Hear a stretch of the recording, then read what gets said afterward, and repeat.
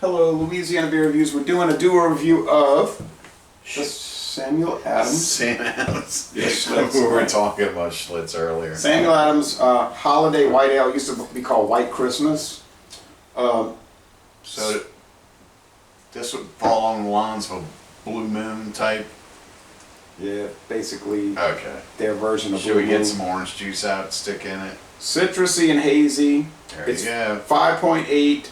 Blue Moon's 5.4. It's 8 IBUs. That's about the same for Blue Moon. It's certified kosher, like all of the beers from this company. It's an ale brewed with spices, but they only sell this during the winter time, if you want to call this winter. That's why you're wearing a t-shirt and shorts, because it's winter. Well, it's actually fall, December, but it's not winter yet. They were smart. They used the same bottle cap for the whole 12-pack. And change it for each brand. Hey, you know these companies now, nothing's unique, everything's uniform because we're going to save money. I saw it over there at Walmart this morning that, oh, who got ripped off this time? Me. About a millimeter. No, Milliliter. Walmart had the New Belgium Future Hops 12-pack. Oh, sorry, 6-pack. For $9.49, something like that. I almost bought it, but I'm kind of full on beer. But I don't wonder if that's any good. Future. I mean, people are trying to do an IPA every sort of way, huh? Let's just make beer. Future hops. We're using hops that don't exist yet. Okay. It's Yeah, you can smell that orangey citrus. It has a slight cloudiness going on with it. I'm trying to figure out if that's the coldness or not. It is the coldness. It's No, it's still slightly cloudy, like lemonade-ish looking. This smells so much different than the lagers we've been drinking. The adjunct and non-adjunct lagers. Yeah. It smells spicy. It smells like spiced holiday bread. You think? Cheers. I can't get past the Blue Moon. We gotta only hold the stem or it won't chime. The Blue Moon dish. I said you. What? Wait, you mentioned that. Yeah. To me, it smells like Blue Moon with orange already in it. Blue Moon does have orange in it, doesn't it? Orange peel and coriander. Yeah, but a lot of people add the juice. Yeah.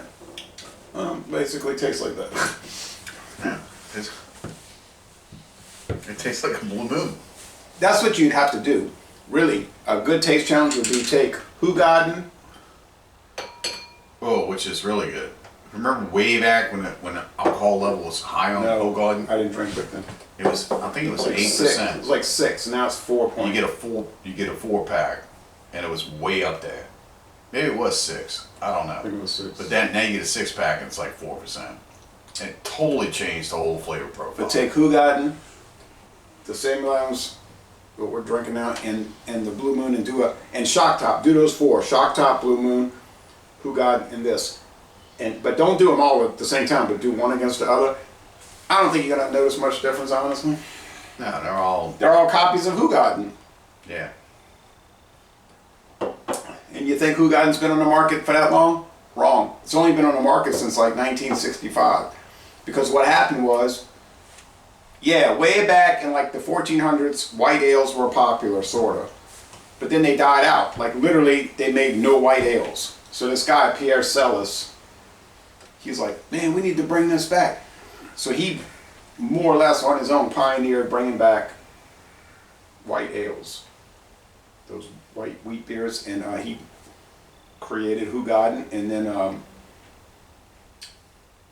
then he was making beers for other companies. I remember 10 years ago there was Celis Grand Cru, which was the 8%.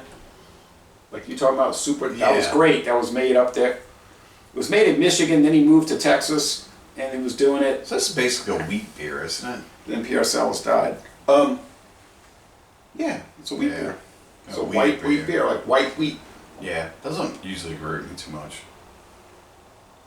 So we're only talking about these things being around continuously for about 56 years. But this one seems like to be a little bit more refined. Yeah, it is. It's mild. Citrusy and hazy, just like I told you, it's slightly hazy. It's right there on the label. Yep. The thing about wheat beers is when you go to drink them, you always get that like little residue of grain. Like it never goes down. It's like give me a Pilsner so I can wash it down. So it's always you always tasting it. I hate wheat beers, you know, personally, but I mean, I do taste challenges. Not Hey, well, hold on a second. not taste challenges. Tastings. Wait. Tastings. Hate is a very strong word. You can't say hate. You have to say dislike. Prefer not to drink. Okay, I definitively dislike wheat beers of all sorts.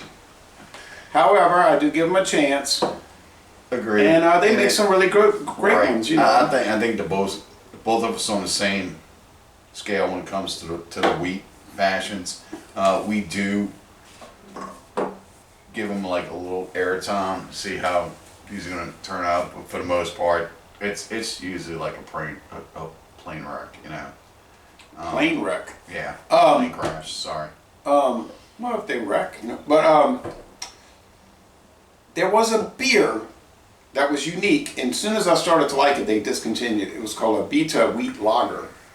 Remember that blue and silver bottle? I do remember A that. Beta Wheat, and nobody liked it. And then I said, "Man, that's pretty good." And then they got rid of it. It was different. Because nobody really likes this style. You know who Blue Moon has a following. And I'm not trying to be like pointing fingers at a certain population or people, whatever. You know who usually drinks these Blue Moons all the time? Ladies love them. Ladies love Blue Moons. I don't know what it is. I don't know if it's the orange you're going in, but The usually, Goyles. yeah, the girls. The girls usually like Blue Moons, and I've noticed that throughout the years. Even when Blue Moon was popular back in the 80s, 90s. Well, the 90s, it didn't exist till 95. But Okay. But everywhere you go, if you're out on a date, or if you're there with your spouse, whoever you're with, the girls just like Zima too. group of friends, they always ordered, they were like, I want to get beer. Like, I don't really like beer. Okay, well, that's all they have. They have Blue Moon. Yeah, I'll take Blue Moon. With an orange. Yeah, with the orange. Right. So, not trying to say like all ladies like Blue Moon, but just saying. Well, apparently some people still like it because you still see it everywhere. It's not like the big thing like it used to be. I agree with that. No, that's probably the number one selling wheat beer, I'd say. Oh, easily. Yeah. Now, And Shock Top. that's not doing so great. But, and mention the Shock Top, they brought back their salted pretzel Shock Top, and I haven't seen it. And I tried that once, and I'd like to try it again. All right. You know where I bought it the first time? Yeah, that's that. Yeah. I bought it at that Comes the cold. at that store on Jefferson Highway, close to Causeway. You know, it's called Shoppers Value, yeah. Yeah, used back to be then it was Winn-Dixie. different. Yeah, it was Winn-Dixie then, and I bought it. You know, salted pretzel. All right, so Lazy Lake Bon-Ton Relay, we're going to score this 90. Yeah, so I'd go a little higher, give it a 92 because it's well made. If you like wheat beers, we don't Yeah. happen to like them, but if you do, you're going to love it. I would. Well, the thing about a wheat beer, it's gonna mimic a cream ale. So you're gonna get that. What? You're gonna get like that. I don't agree. Well, this one and this one, yes. Most of them are harsh, like you chewing them. Guess this what? one you're not chewing. This one's got like an oatmeal finish. So if you had to drink a wheat beer, you would pick this over the rest. If you had to drink. Pretty much, yeah. Guess what showed up in the Therns this week? Hofbräu Hefeweizen, wheat beer, their Dunkel Lager, and the Hofbräu Original. I said, well, it's been a long time since I've seen Hofbräu, the German classic. Yeah. Might have to buy Yeah. a 6-pack. $10.99 though, 6-pack. Yeah. Alright, so Lazy Lady, Bon-Ton Relay, we're going to end this review by saying, y'all go to Boston, Massachusetts and tour the Boston Beer Company Brewery. Drink better beers, kids.